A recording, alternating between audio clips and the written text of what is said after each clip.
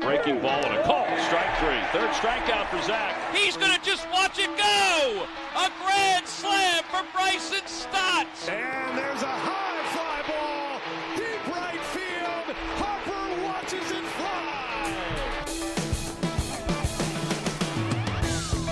From WHYY, it is Hittin season. Hey there, podcast pals. I'm Jhoan Stolnis from The Good Phight. You can follow me on X and Blue Sky at Jhoan Stolnis. Coming up, the Phillies are playing their best baseball of the season right now, I think. I know they were pretty hot in May for a little while there, but after a weekend series sweep of the Rangers in their own personal house of horrors over the years, and as we record here on Monday night, the Phillies wrapping up a really nice come-from-behind 4-1 win over the Reds in Cincinnati in the first of a three-game set in Ohio. The Phillies 20 games over 500 for the first time this year, and now with a 6-game lead over the New York Mets in the National League East. Helping me break it all down on this edition of The Roundtable is Liz Roscher. You, of course, know her as the editor of the Baseball Research Journal for SABR, and you follow her on X and Blue Sky at Liz Roscher. Liz, Phillies playing some of their best baseball of the season. It is a good time right now. They are vibing good. They are fun to watch. Even if they don't score till the very end of the game, they're still winning, and that's, in the end, all I really care about. Yeah, it was a little bit nip and tuck for most of the night on Monday night. The Reds had a 1-0 lead with 2 outs in the 8th inning with nobody on base. It just didn't look like the Phillies had much life to them, but they did manage to pull it out with 4 runs in the top of the 8th inning and 2 outs to get it done.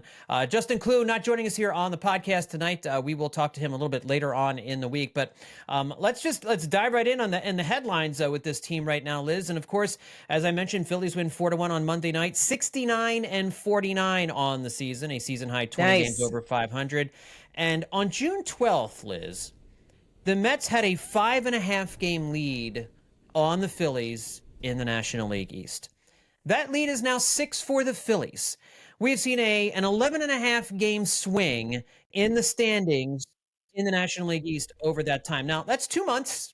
It's a long time. A lot can happen in a baseball season in 2 months, but we've watched the Mets absolutely slide down the drain, and the Phillies are playing really solid baseball right now. They're not perfect. They're not doing everything right. Every game's not a party, but they are finding ways to win. And what I like lately, Liz, a lot of these come from behind wins we haven't seen much of this year. Really showing a lot of fight.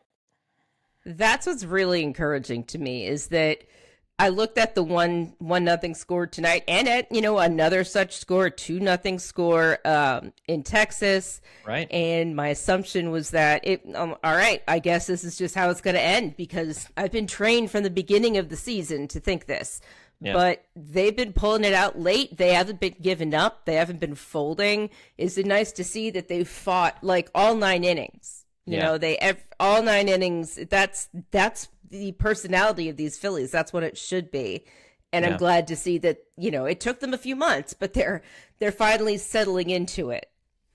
Yeah, they seem to be. And listen, the pitching's been great from top to bottom here over the last few weeks. The starting rotation has continued to be good. I'm going to talk about Taijuan Walker here in just a second, because he's been a miracle worker this season here, and especially of late. But I think anytime you have a 1-0 lead, you're down 1-0, pardon me, but a team has a 1-0 lead. The Reds got that run early in the game, but they just were never able to tack on. That was because of Taijuan Walker. But like you mentioned in the Texas series, and we've seen it a few other times, the Phillies had tight leads throughout the game on Sunday in Texas as well. The bullpen is doing the job. What we've seen from the Phillies earlier in the year was they might get down 3-0. They might scratch their way back and make it 3-2. And then the bullpen would kind of give up a back-breaking 2 runs after the Phillies had gotten close. And then it's like, oh, now it's 5-2 instead of 3-2, and the Phillies might get a run back. It's 5-3. Well, now it's 6-3. Like, they just weren't able to keep a team in place. But that's what Taijuan Walker did. That's what Jordan Romano did in the game here on Monday night. So, I mean, anytime you get a contribution from Jordan Romano, especially because a number of the Phillies relievers were not available in this game. They pitched a back-to-back nights to finish up the series in Texas. So you had Jordan Romano getting an important inning here in this game. You had David Robertson making his first appearance with the Phillies to lock down the 8th inning. And by lockdown, I mean give up a hit and a walk, but managed to get out of it unscathed. Very David Robertson-y. That's kind of like his... Yes. what he does, that's fine as long as he gets out of it with nothing allowed. And then Orion Kerkering, who has been dominant of late, really since Duran came on board. He seems to really have settled into the setup role, but he earned the save here on Monday night. So you're right. I think Taijuan Walker, the big story from this game here on Monday night. One of the benefits of recording on Monday night, sometimes we record on Sunday night, sometimes we record on Monday night, is when everybody records on Sunday night, everybody's talking about the weekend. And we're going to be the only people talking about Taijuan Walker on our roundtable edition of the podcast, because it's what every fan has been waiting for. It's the Taijuan episode 997 of Hittin season, the Taijuan Walker episode. Here it is, folks. You've been clamoring for it. I know the email box at the hittinseason@billypenn.com email address has just been crammed with requests for, why won't you talk about Taijuan Walker more? Well, here you go. A 3.39 ERA on the season after 6 innings of 1-run ball from Taijuan Walker. In 14 starts this year, his ERA is 3.31 in those 14 starts. The Phillies are 8-6 in his 14 starts. This time last year, he was in the midst of a streak of 9 starts where he put up a 7.36 ERA, Liz. I don't know how to explain the Taijuan Walker turnaround, especially because they've shuttled him back and forth between the rotation and and the bullpen. But he has really, in the absence of Aaron Nola and some of the struggles, the up and down nature of Luzardo and some of the other pitchers, he's just been a steadying, calming force and worth the money that they're paying for him, which I didn't think would be something that we were going to say this year. No, I was just going to say that, like, he's finally sort of coming into that contract that they signed him to, and that he's going to pitch for the Phillies throughout. And seeing him sort of put it together right now, I know it's not the first time he's done that in his career. He's had a couple of other good seasons. I mean, let's see, 2022 with the Mets. He did okay, right? 23, he was all right in 23. He was all right in 23. And, like, this is the best he's done in his career since his last year at the Mets, which is what the Phillies signed him on. Right. They signed him on his 3.49 ERA and all that fun stuff in his last year with the Mets. And now he's, last year was really unpleasant. This year is turning out a lot better. And I wish I knew what it was. I don't even think he knows what it is. Well, strikes, for one thing. Strikes, yes. He's not wonking guys. I think his stuff is better than it was a year ago. I remember in spring they were talking about his velocity being a couple miles an hour higher than it was a year ago. So his velocity is not, he's not throwing anything by people. In the game here on Monday night, he only had 2 strikeouts, but he's been efficient. He's avoiding the middle of the plate.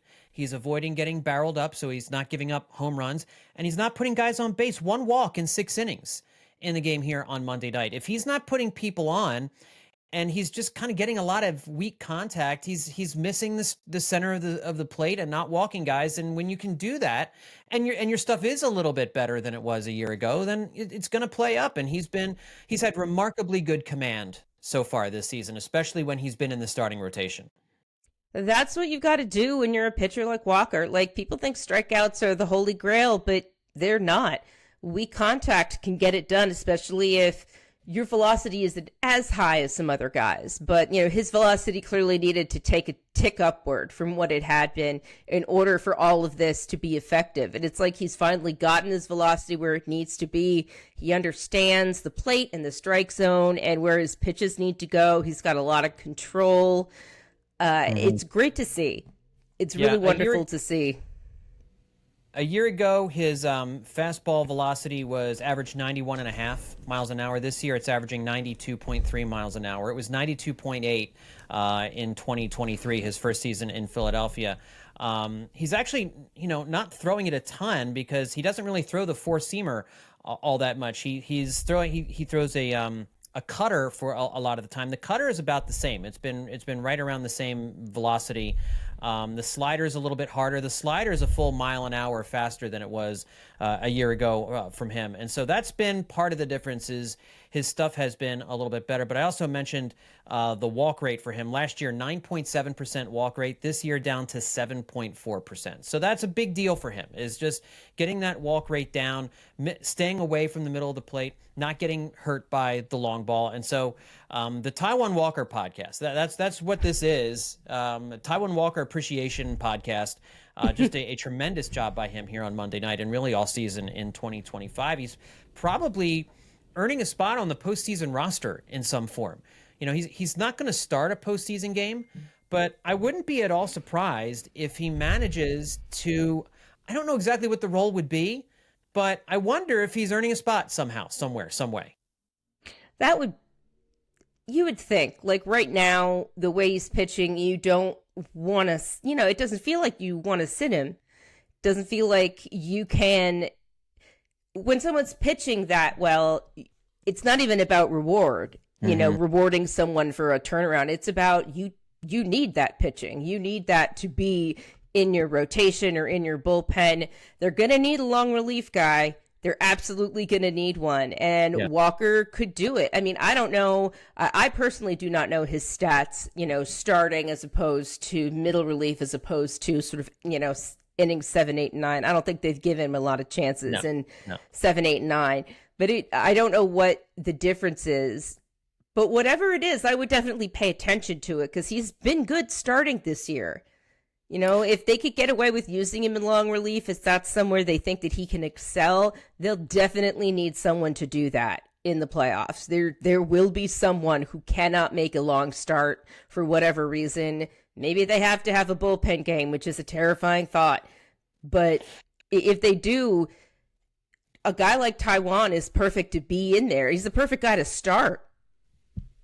Well, I'll tell you, as many starters as this team has, Aaron Nola may not get a start in like the divisional series, given everything they have, or it'll be Ranger or Nola won't get a start in the divisional series. So they shouldn't need him to. They shouldn't need a bullpen game at any point in the playoffs. God willing, I know you have to. I say it just because I'm always worried about it. Because I remember the Dodgers of all people doing it last year when they, won the World Series. So I'm always just aware of injuries.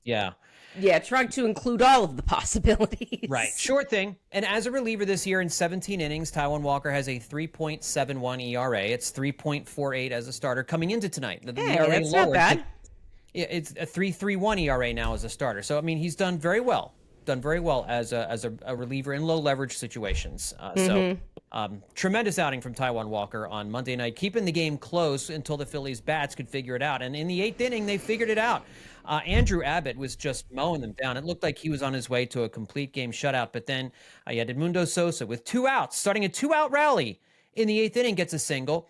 Weston Wilson hit a game-tying RBI single. This Phillies platoon in the outfield, which we've been scoffing and mocking over the course of the last week and a half since they got Harrison Bader, has been paying dividends. Rob Thompson, I guess, has his finger on the pulse because Weston Wilson here getting the start, hits a game-tying RBI single to tie it up at 1. And then, of course, you had the big guys come up, the top of the order. Trey Turner hits the go-ahead RBI single, and then Kyle Schwarber with an absolute rocket that just stayed inside the right field foul pole for his 42nd home run of the year to make it a 4-1 lead. And then after that, Orion Kerkering. It was David Robertson and Orion Kerkering taking things home. But, the bottom of the lineup, Liz, they've been kind of doing it. They did it in the Texas series, the last 2 games of the Texas series, and they got things rolling with 2 outs here on Monday night. If this lineup, if the guys at the bottom of the order can participate the way they have been over these last couple of weeks, it makes this lineup so much more dangerous and so much deeper. You don't have automatic outs. You don't need them to do a lot. You just, get the singles, get the RBI singles, bunch some hits together every once in a while. We saw it with Max Kepler with the huge 2-run double on Saturday, or was it Sunday? I forget which day it was, but Max Kepler on Saturday had the huge 2-run double in the 3-2 comeback win against Texas. Harrison Bader goes over the fence to snag a fly ball over the wall in center field. Like the bottom of the order, these outfield guys, they're getting the job done, and they did it again on Monday night. They did. I couldn't watch the whole game, but I looked at the television at one point and saw like a streak of purple and purple and gray heading up, towards second base, and I looked and like, who is wearing purple stuff? I'm like, it's Harrison Bader sliding into second and beating the tag. It was great. I saw a bang play in like the 8th or 9th with Bryce Harper and Trey Turner. That looked really, really great. It's nice to see the defense has showed up. The defense has been has been so much better than it was at certain points earlier in the season where we were bemoaning how inconsistent they'd been. But they really showed up tonight. And once David Robertson came in, I noticed that they pointed it out in the broadcast that they changed some of their defensive positions to sort of suit him. And I was glad to see it. I mean, maybe it was just a late inning change, but it was good to see that they were making changes that seemed to make sense with the defense, with the pitcher, which is something I remember us having complaints about them not doing in years past. So after the win on Monday night, Liz, the Phillies now with a 6-game lead over the idle Mets. The Mets are obviously in free fall. We could talk about the Mets a little bit, too. They've seen their playoff odds fall from 95.8% to 79.1% over the last 2 weeks. Ooh. They are 19-26 since June 19th. They've lost 7 in a row and 9 out of 10.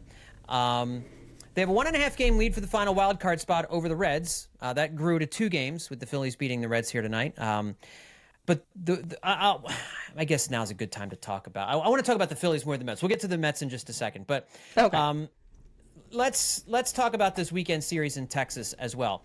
The Phillies complete the sweep of the Rangers in Texas. They have 6 sweeps on the season. I know you guys talked about it on the Friday podcast. I talked about it on the midweek podcast. The Phillies seemingly having trouble sweeping teams when they have the opportunity this year. But at Phil Central noted on X, the Phillies have completed 6 sweeps. The Tigers have completed 6 sweeps. The Dodgers have 7 sweeps. The Brewers have 6. Padres 5. Mets 6. Astros 5. Right where baseball is, right where the best teams in baseball are in terms of sweeping teams. It just kind of shows you it's difficult. I will note that this was the 15th time the Phillies have won the first 2 games of a series with a chance to sweep, and it's the 6th time they managed to finish it off. Now, I don't know how many of those other teams won the first 2 games of a series with a chance to sweep and couldn't do it. That stat doesn't get into that granularity of it. So I don't know that it's as many as 15 times. I think the Phillies are unique in that pattern. Win-win, loss, win-win, loss. It was great to see them finish off the sweep place, Liz, where they have played horribly. Nightmare series over the last few years at Globe Life Stadium in Texas. Yeah, it's bad. It's a bad place. I've been there. I've talked about it. It's a bad place to watch. Can't imagine it's a great place to play. It was nice to see the Phillies really turn the screws, especially in that first game when they just clobbered them in the later innings. I think that was a late innings clobbering, just to see them pouring it on and just not letting up. That's been the characteristic of these Phillies lately. And I think we all have a bit of recency bias because we've seen the Phillies not just win the first 2 and lose the third, but not win 3 games in a row for quite a while. It was a while. It had been a pretty big chunk, and that's the type of thing where they've never swept, it's terrible, and they finally do it, and they win a 4th game in a row. Sometimes it's just about the air or how you're feeling. That they're coming out of a great series in Texas where they have sucked. They have sucked in Texas, and they come out with 3 straight wins over a team that can beat you. It's not like they're a terrible, awful team. They can beat you. And they go right into Cincinnati and do the same thing. They are, right now, no opponent's lead is safe right now. Yeah. And that's a great place to be. And I think I like the way the Phillies are doing. It's a nice combination of grinding some runs out and then hitting the long ball to supplement it. That's what we saw in that Friday game against the Rangers. And you're right, they got 5 in the 9th to make it a 9-1 win. But it was 4-1 for most of that game. Another phenomenal start by Christopher Sanchez in that one. Really, it's just continued with his tremendous play. On Saturday, the Phillies managed to come back late against Jacob deGrom, who was owning them. And of course, we all have memories of that. Of opening day 2 years ago, 2023, the Phillies build that early 5-0 lead on deGrom, and then Aaron Nola gives it all back, and they lose. They lose in one of the worst games I've ever watched on opening day against the Texas Rangers in Texas. But they get a little measure of revenge against deGrom late in that game. Thanks to Max Kepler with that 2-run double down the right field line. A shocking turn of events. I did not see that. Liz, you could have knocked me over with a feather when Max Kepler hit that ball down the right field line. I saw that. I'm just like, well, if he's listening to Hittin season, he is dead set on making me and Justin look real stupid, because we talked about him. You too. We talked about him on Friday quite a bit, and how we're pretty much done with him. We're ready for him to be done with the Phillies, for the Phillies to be done with him. But he showed us why they're keeping him around. I mean, you said it at the top of the show. Rob Thompson's got the magic. He's been figuring out when to play certain guys and what's going to be good for them, and he hasn't been hesitating to make substitutions late in the game when a better bat or a better glove might matter. Like, I think this is probably, I mean, despite 2022, which we all credit and was incredible, this, I think, is probably one of his best seasons as a manager as far as everything he's been doing. I know we all have arguments and quibbles with some of the things he's done, especially his bullpen management at times, but I think having a closer who's going to be a closer, and a guy like Ryan Kerkering, who's the setup guy, essentially, having that, I think, is enabling him to sort of mix and match better in the early innings, because he's like, all right, well, these guys we're not putting here if the score stays here. So, we're going to look at the rest of the guys that we've got. And, tonight it was Jordan Romano, who looked really impressive. He looked better. Yeah. And maybe if Romano is not in some super high leverage situations, they can get his confidence back to a point where he can be a middle reliever in the playoffs if you need him. I don't think they're going to give him the 8th inning of a big game, but maybe, that's what they signed him for, and you never know. But I mean, certainly they signed David Robertson to avoid that scenario in particular.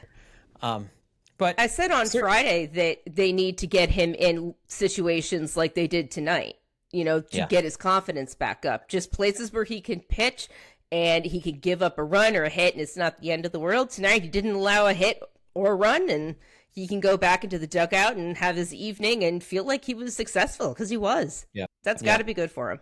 Definitely a contributor on Monday night, no doubt about it. So, Liz, what was the more impressive sweep the Phillies had this season? They've had 6. They swept the Rockies at home very early in the season. That's not impressive. They also swept the Rockies on the road. Oh, no, sorry. The road sweep was the second series of the season. The home sweep was in May, and it was a 4-game series. They swept the Rays in Tampa in early May. They swept the Pirates at home. In fact, the Pirates and Rockies sweeps came back-to-back during a phenomenal homestand. But I really think the competition is between 2 American League teams. When they swept the Blue Jays, who were red hot when they came into Philadelphia from June 13th through the 15th, and the Phillies ended up outscoring them by 16 runs in that 3-game series in the sweep. Was that the more impressive sweep, or was going into Texas, like we've said, their house of horrors, a place where they have played abysmally over the years against a quality opponent, going in there and sweeping the Texas Rangers in 3 games, with 2 of those games being really close, a comeback win on Saturday, a really close kind of pitcher's duel. Every pitch mattered on Sunday. Which to you is the more impressive sweep, the one against the Blue Jays at home or the one against the Rangers in Texas? That's a really tough one, because you're looking at sort of like a historical context for the Texas series, and at this is what's happening right now in the game for Toronto. I mean, I think at the end I'm going to choose Toronto, because they were red hot and the Phillies stopped them cold. Not just cold, they beat them into the ground with a giant ice hammer. They were, I mean, no one expected that. I don't think we expected that at the time. No. We just wanted them to get out without, not being embarrassed, but wanted to get out without looking too bad, because the Phillies, I don't think, were on quite the roll then as they are now. Things were, I think, a lot more touch and go. And, now in June they only finished one game.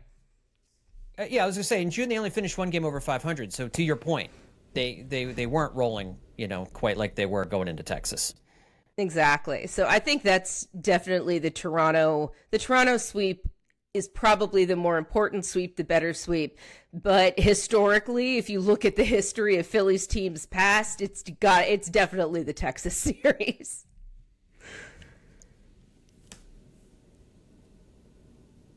So I will plant a flag for this Texas series, and for some of the reasons that I mentioned just a moment ago, but it's always harder to sweep a team on the road than it is at home. So Truth. that level of difficulty is certainly there. I think the Blue Jays were a better opponent than the Rangers. I think the Blue Jays are a better team than the Rangers are. But again, that's been a place where the Phillies historically have performed abominably. And just it must have been, I think getting that 9-1 win out of the way on Friday helped them all to just say, like, okay, we can win here, right? But then you're down against Jacob deGrom late in that game on Saturday, and to find a way up and to get a contribution like that from Max Kepler at the bottom of the order to win that game on national television was a whole lot of fun. And then on Sunday, just figuring it out. I mean, the top of the lineup wasn't doing much, so you had the bottom of the order guys just kind of getting it done. And you had that bullpen, which I want to get into next. I'm starting to wonder, like, is this the strength? Is this a strength of the team now? Not the strength, but is it a strength? Before Jhoan Duran came to Philadelphia, there is no doubt in anyone's mind that the bullpen was the weakest part of this team, and it is what this team needed to fix most of all. I still thought they should have gotten more than just one guy, but I think Duran has done a couple of things here. One, obviously, he's shortened any game in which you lead by a full inning, because it's certainly, he's going to blow a lead at some point. I just can't fathom it based on what I've seen so far. He's that good. But everyone else kind of moves down a slot. And now everyone knows what their roles are. And we saw the October recipe on Sunday, Liz. Zack Wheeler only went 5 innings. We'll talk more about him in a minute. But then you had Tanner Banks come on for a scoreless 6th. You had Matt Strahm for a scoreless 7th. Orion Kirkring for a scoreless 8th. And then you had, obviously, the Duran show in the 9th inning. Like, everybody, it felt like was in a role and in a place in a time of the game that fit. It felt so much more like the 2008 Phillies when you had Scott Air and Chad Durbin in the middle innings. And then you had J.C. Romero and Ryan Madsen as your setup guys in the 7th and the 8th. And then you had Brad Lidge doing his thing in the 9th inning. It felt like that on Sunday, watching those guys, where they came in the game and what they were able to do. It felt like a perfect match. And with the energy that Duran seems to have brought to this team, to this fan base, and now the way the rest of the relievers are kind of responding, I don't know. I don't know if I'm ready to say it's a strength of the team yet, but it's very, very encouraging. Would you say that the Phillies bullpen is a strength of the team right now, with Duran leading the way in the 9th? I think Duran's addition definitely settled things down quite a bit.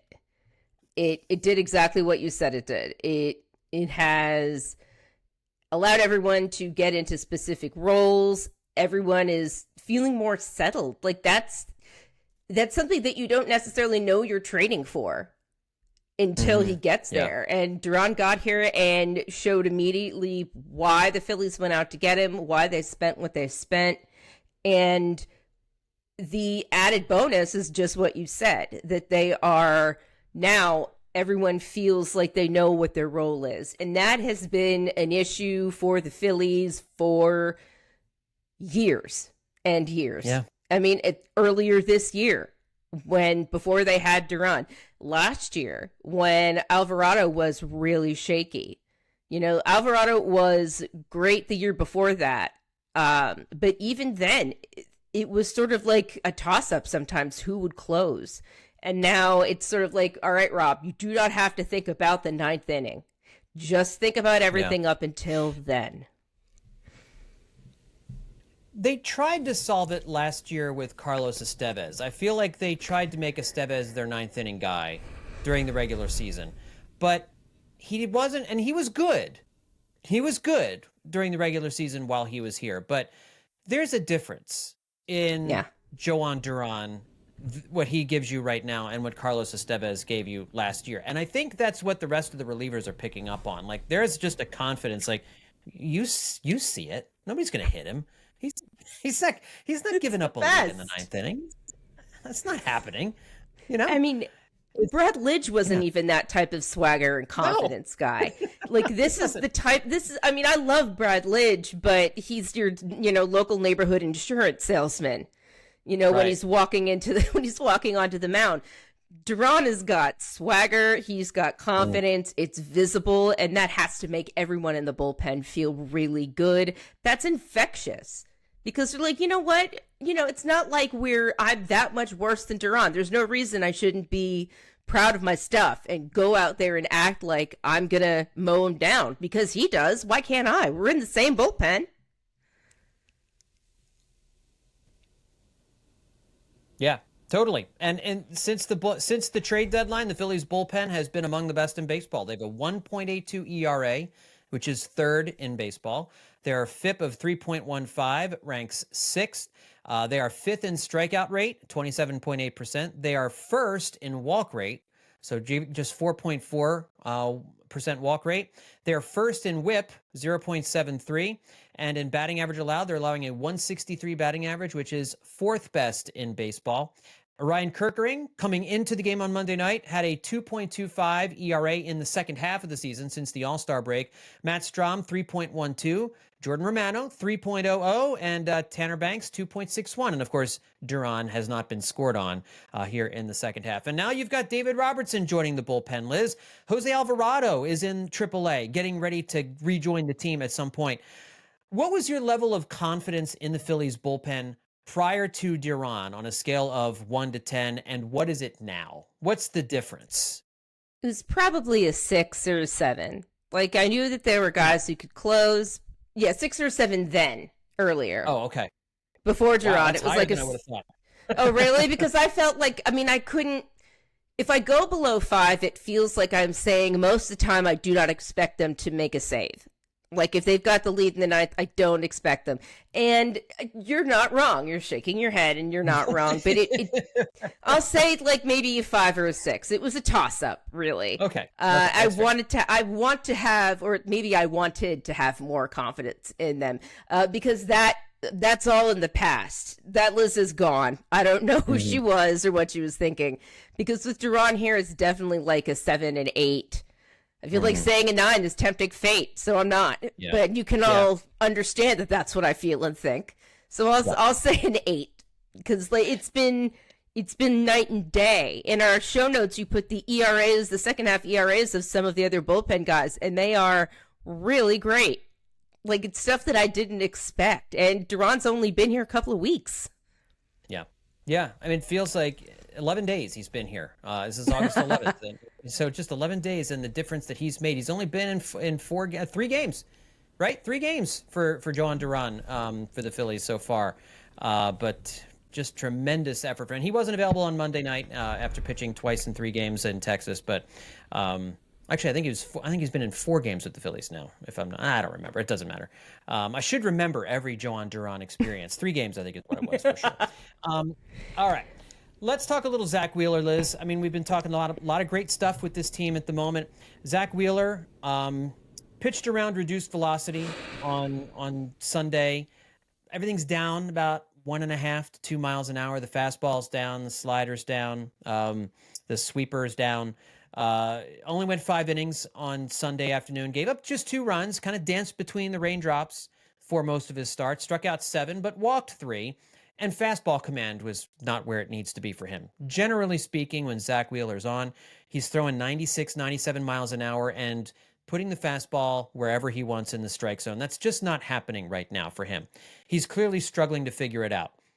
Now, struggling for Zack Wheeler means 2 runs in 5 innings. That's pretty good. He's your ace. He knows how to pitch. He's not just a thrower, so he can figure it out if he's got some issues. His start was pushed back a couple of days because he felt some shoulder discomfort. That's always a worry. It's always a concern. He told reporters after the game on Sunday that he's been feeling this shoulder discomfort for some time now, but it hasn't been that big a deal.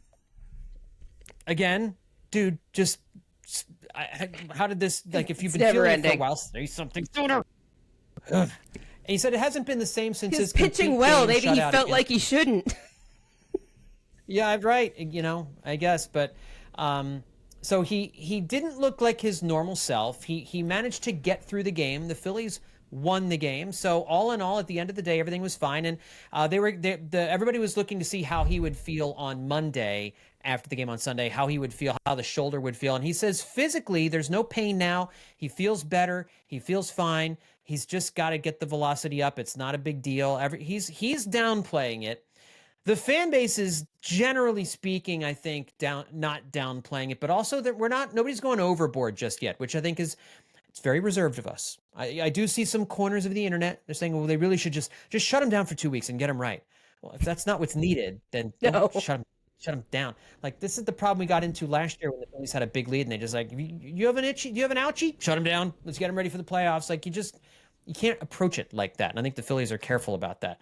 That being said, when Zack Wheeler's not himself, there's some cause for concern. So I think we asked this last week on the podcast, where a week later, we've seen him pitch again. What is your level of concern right now with regard to Zack Wheeler? It's a little reduced.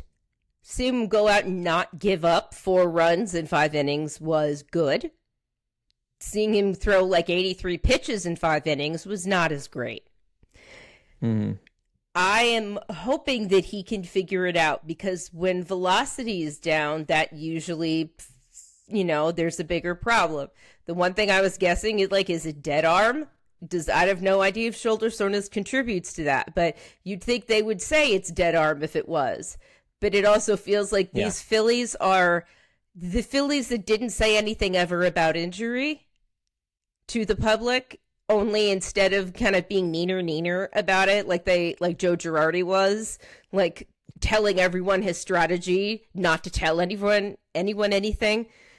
It feels like now they're just not saying anything ever. And so I wish I knew what was wrong with him, because there's clearly still something there. His shoulder is fine, which is good, but there's clearly something else happening. His start was pushed back, and that alone does not affect, would not affect his velocity that much. So I'm worried, but not overly so. Not to the point of yelling on the internet. Right. I'll just yell on here, the podcast that I have with you and Justin. It's important. There's like stages of worry when it comes to players. We have not yet reached yelling on the internet stage of worry. We're slightly below that. Like, yes. We're not at that DEFCON just yet, which is I think good. I really believe if the Phillies really thought something was up with Zack Wheeler, they would put him on the injured list. And there are, and there would be some wisdom to that. If they just wanted to say, hey, listen, let's shut you down for 10 days, put you on the 10-day injured list, especially once Aaron Nola comes back. It's probably going to be one more rehab start for Aaron Nola, and then he's back on the team probably by this weekend. I don't know if that means he's going to pitch this weekend or what it is, but if they decided to do that and decided to just let Zack sit for a couple weeks, for 10 days, and then come back, they could do that. I wouldn't have a problem with that. I could understand that. Better safe than sorry. I just don't know that that's going to fix whatever this issue is. I have a feeling that if they felt that was going to fix the issue, then they would do that. Yeah. I trust the Phillies to do what needs to be done, especially after last year's, what you mentioned, in the end, near the end of the season, where everyone was getting a break. They had they'd eased off the gas a little bit because they wanted everyone to be healthy, and they just sort of went too far the other, They went too far one way, they go too far the other way. This year, they're really trying to play it middle of the road, and I trust them to sort of do what needs to be done with Wheeler. I think maybe the difficult part is that they don't even know what to do. Like, what do you do? Pitchers are a mystery. Physical, actual arm appendages are wild and weird. And I mean, that's why they're like two doctors in the country that handle them for athletes. They are special. So who knows what's happening? I hope that I trust the Phillies, and my guess is that the Phillies trust Zack Wheeler, to be honest with them, whether or not they tell us what's going on, but to be honest with them and to get himself together. Because if they see worse play or a bigger velocity drop, I think that's when they start saying, like, all right, Zack, we got to do something about this, because clearly continuing to pitch through it's not working. Well, and you remember, in late in the playoffs in 2022, going into game 1 of the World Series, I think he pitched game 1 of the World Series, he was not himself. He had lost some velocity. Remember, there was a lot of concern after that game one where he got hit around a little bit, that he was pitching with reduced velocity, and they ended up like pushing him back, and that's why he started game 6 of the World Series instead of game 5, was because with the rain out, they had an extra day. They wanted to give him a couple extra days to see if that velocity would come back, and in game 6 it did. He did find it again, but this has happened before. Now that was further into the season than this one, but he's also a little bit older now. He has a lot of innings under his belt. I will say that I think he needs to get this velocity back in order to be the kind of guy in the playoffs that he has been. If you're going to start game 1 of a playoff series against another team's ace, you need Zack Wheeler being vintage Zack Wheeler. What we saw on Sunday is perfectly understandable and well and good for an August 10th game against the Rangers on a Sunday where you're trying for a sweep. That's one thing. But they really need to make sure that whatever they need to do to get him right for October, pitching 96, 97 miles an hour, fastball command is there. They need that Zack Wheeler. That's where the Phillies' real advantage is as a team, is having Wheeler and Christopher Sanchez, especially starting games 1 and 2 and 5 and 6 of a playoff series. Like, having those 4 guys elite in an October series, that's where the Phillies have their true advantage. They need whatever they need to do to make Wheeler that guy. Hopefully that's not going away. That's what they need to do. Agree. Strong agree. Oh, I can't imagine a playoff with questionable Zack Wheeler. Good Lord. Let's not imagine it. Let's forget it. Let's pretend it'll never happen ever in our lives. Nope. All right, kind of looking ahead for the rest of the month, looking at the August schedule here, Liz. The Phillies, it's kind of an easier schedule for the rest of the month. There's a couple of tough series in here, but also some cupcakes. The Phillies are playing the Reds. They won the first game. The Reds have a .517 winning percentage coming into the series. That dipped a little bit, obviously, with the loss against the Phillies on Monday. But then they finish off the road trip, the Phillies do, with 4 in the nation's capital this weekend against the Nationals, with a .395 winning percentage. Again, no reason not to win 3 out of 4 against the Nationals in D.C. Then they come back home for a 6-game homestand against the Mariners, who are playing great baseball right now. They have a .543 winning percentage, really a good team. Should be a lot of fun, that series. Cal Raleigh coming to Citizens Bank Park. Cal Raleigh and Kyle Schwarber going at it. That'll be a lot of fun. But then they get the Nationals for 3 games at Citizens Bank Park. So 7 games against the Nationals here over the next week or so. Then the big series left in August, 3 at the Mets, who are sliding down the standings dramatically, and then they finish up with 4 games at home against the Braves, so a .421 winning percentage. But that's 20 games, Liz. 3 at the Reds. They got 7 against the Nationals, 3 with the Mariners, 3 with the Mets, 4 with the Braves. 20 games against those teams. I'm predicting the Phillies during that stretch will go 14-6. That's a really good stretch of baseball. Maybe that's shooting it a little high. What do you think their record's going to be after that slog? Because it gets harder after that. They get Mets, Braves, Brewers, Marlins, Mets, Royals, Dodgers after that. It is a slog after that. Oh, God. That's unpleasant. My first thought was 15-5, and maybe that's shooting a little high, but I think they could do it. They've had some silly losses to the Nationals in the past, but this doesn't seem like a team that would give those up. 4 at the Nationals and then 3 against the Nationals at home. Those feel like steals, Yeah. I have no idea how the Mariners, they're definitely better than they've been in the past, but I don't know. I could see the Phillies doing some damage against them. There's no reason they shouldn't win the other 2 games against the Reds, because I don't think they have as many good pitchers on their roster as they showed tonight. And the Braves all the way down there. Listen, no matter how bad the Braves are doing, I'm never going to discount that the Phillies can cough it up to the Braves, because it's history. Yeah. It feels like it's history to do that, especially at a point where they'd been doing well, and like a screw turns and the door hinges and things are then going the other way. Yeah.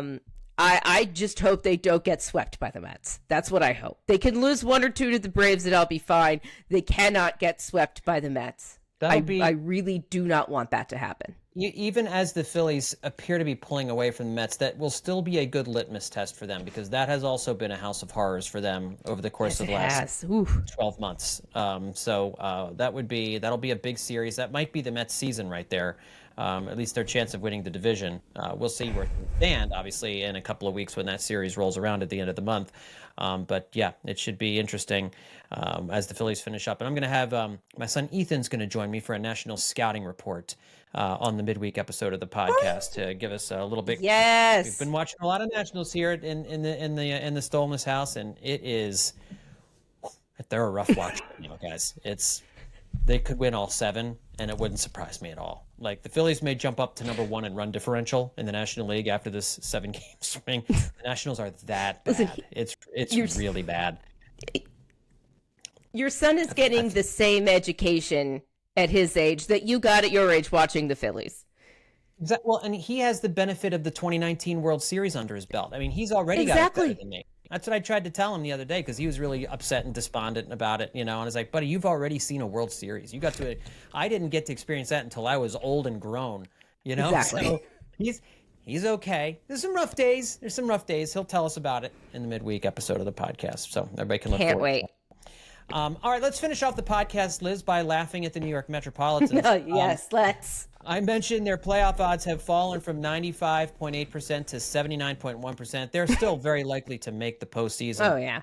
Their odds of winning the division are fading so quickly. It's just amazing how one team can surge, another team can fall, and that quickly you can lose a division in the span of really a week is what's happened here. The Mets have lost 7 in a row, 9 of 10. But Liz, it's the way they lost games over the course of this last week. Let me give you 5 things here that happened. It's beautiful. Against the Guardians, and we were on the air while this was happening, I think on the last round table, in an extra inning game against the Guardians. The Mets fought back. They tied the game. They had a chance to win it in the 9th, but there was a big Pete Alonso strikeout that blew a rally. And then in the 10th inning, Brett Beatty threw away a double play ball into the outfield that allowed the Guardians to score 2 runs. So the Mets lose that game. They almost got no hit by a no-name Guardians pitcher to finish off a Guardians sweep of the Mets. It was a Juan Soto home run that saved their bacon with 2 outs in the 9th, with 1 out in the 9th. So they almost get no hit. Then this Brewers series. I realize Milwaukee's playing really good baseball. I'm still not sold on the best team in the National League, but they're really hot right now. Starling Marte thrown out at home as the tying run in the 9th inning of a 3-2 loss on a soft single to center. And I'll give Marte credit. He was off at the crack of the bat. I mean, it's not like he got a late jump. It looked like he was running hard. And that dude in center field threw a seed to home plate, and they nailed him by an eyelash at home. So you lose on that play. Ryan Helsley, the guy they pick up at the trade deadline, who almost could have come to Philadelphia, it looks like he gets the final out of the 8th inning with the Mets trailing 5-4 on a flyout. But as it turns out, there was a pitch timer violation. He took too long to throw the pitch. And so instead of the hitter hitting a fly ball and recording it out, it's a ball. So William Contreras on the next pitch hits a 3-run home run to turn a 5-4 deficit into an 8-4 deficit. Oh. And then on Sunday, the Mets get a 5-0 lead against Milwaukee, only to blow that 5-0 lead and lose it as closer Edwin Diaz gives up a walk-off home run to a 28-year-old rookie. So, Liz, your Metropolitans, are they cooked in the National League East? Is it over in the National League East for the division? Do the Phillies, is it locked down? That is a lot of Metsing. That is the type of Metsing we haven't seen for like a year. This was the point last year where they turned the faucet on and they were gone with, in a blur of purple grimace. Yep. Which, God, did I hate that. Yeah, it was the worst thing ever. It was really terrible. I would like to say that they have it locked down, but we've seen the swing. And things could change quickly. It'll depend a lot on where the Phillies are at the end of August. And since they've got a pretty easy August schedule, as we said, if they take advantage of that, they're going to be in a great position. The Mets will not continue to lose every game forever, though. Wouldn't that be nice? Yeah. If they just have to put a stop to the Metsing. And I don't know if the baseball gods are ready to do that yet. Because, man, that Ryan Helsley pitch timer violation was hilarious. It was a laugh a second watching. I actually watched that happen. I think my husband and I were watching the big inning, which is on like Apple TV and MLB Network, which is actually one of the only good things that's ever on MLB Network. The big inning is really fun. It's sort of like Red Zone. It's like Red Zone for baseball, where they're like, what's happening now? And they've got 4 games on the screen. It's really great. But watching that, I'm like, I can't believe the guy that they just acquired got a pitch time violation, which is not common anymore. Not, you don't see it all the time. Very rare. And then the next pitch, the very next pitch, you couldn't script it better. You couldn't script, like, that's in a movie. Yeah. That's a movie thing. There was one young Mets fan in attendance in Milwaukee, and it's been on social media. I'm sure folks have probably seen it, where you just saw a young heart getting ripped to shreds, while this is happening. And some lady, I'm guessing his mom or an older sister or something, reaches over and hugs him, and he's not crying, but he's just looking like just crushed. And we've all been there, You gotta learn, kid. It's part of the. Listen, I felt bad immediately. I was like, "Oh man, that's awful." But then I realized, you know what? He's gonna get stronger for this. It's gonna callous him to the rigors of being a baseball fan, especially a Mets fan, but even as Phillies fans, right? We got calloused over the years. We for the older generations, you had 64, you had Black Friday, you had all those misses in the late 70s before finally breaking through. For those of my generation, you had Joe Carter, and you had 2009, and you had all these different these Brian Wilson striking out Ryan Howard, the Ryan Howard Achilles 20, like we've all had still viscerally painful. We've all been calloused by the pain. We've had the dark times and we've had the bright. It makes the bright times brighter. So to that young Mets fan who is, I'm sure, listening to this podcast, and if somebody can put the podcast in front of this young man, even though I'm a Phillies fan and I loathe all things Mets, loathe them all. I don't loathe you. And I want you to know, I want to build you up in this moment. I want to help you to become a truly self-actualized Mets/baseball fan. And just for you to know and encourage you, this will make you stronger. Probably not this year, though. Looks pretty bad. Just putting it out there for you. But you'll build on this. You'll get over this, and it'll be all better someday.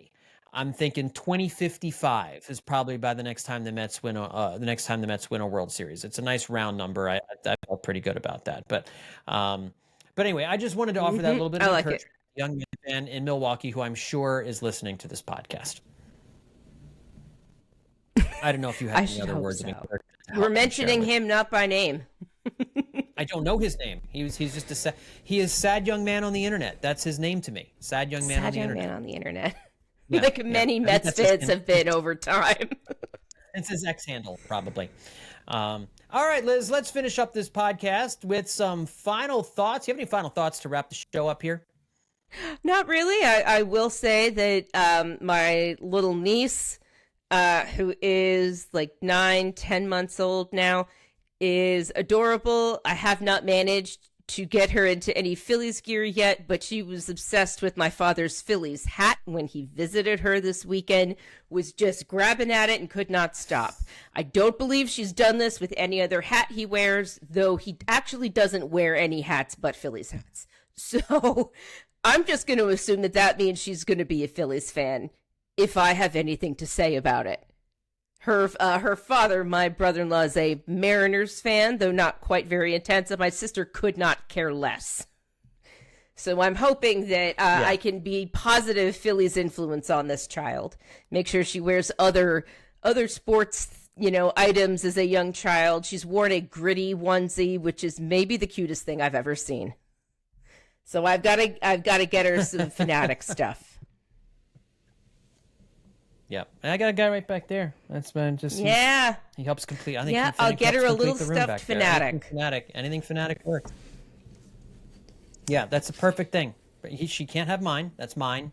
That's yours. Get her own, and I'm sure she'll love it. It's mine. It's mine. It's nobody else's. All right, everybody, that's going to do it for this edition of Hittin' Season. And I want to encourage you all to make sure to check out the WHYY YouTube page. So this episode of the podcast, the Roundtable episode, as well as all of the Roundtable episodes that we do, will live on the WHYY YouTube page. So go subscribe to the WHYY YouTube channel. You'll get Hittin' Season, but you'll also get a lot of the other great stuff that WHYY is doing as well, and you'll see it all right there. The rest of our podcasts, the midweek and the end of week podcast, you can still find those on our Hittin' Season YouTube page, so subscribe to both. It's two totally different channels. You can do it. It's not illegal. The internet lets you do that sort of thing, so it's very, very cool. And if you choose to listen to us in audio form only, well, that's perfectly normal because we're a podcast, and that's how this whole thing started 10 years ago. Apple Podcasts, Spotify, wherever it is you get your podcasts, there we are. Tell your friends and family members about the Hittin' Season podcast. This team is winning the World Series. I haven't said that in a while. Feeling pretty good about things right now, so I'm going to bring back that old chestnut. Yeah. Get him in on the floor right now. Get him listening to Hittin' Season. Thanks, everybody, for tuning in. We'll talk to you next time right here on Hittin' Season.